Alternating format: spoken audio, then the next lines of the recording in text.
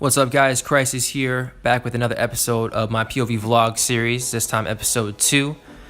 Playing some Pokemon Go as I get off of work, walking to my car, but I'm going home for the day and I'm expecting a package from Supreme, and anybody that knows anything about Supreme knows that most of their stuff sells out in 30 seconds or less from their website every Thursday, 11 a.m. And my last package was stolen, so this time I'm trying to catch the UPS driver as he delivers my package. And so it's about a 10-minute drive from work to home. I live pretty close, and I was hoping to catch my UPS driver just as he was delivering, which I did as I pull into the complex.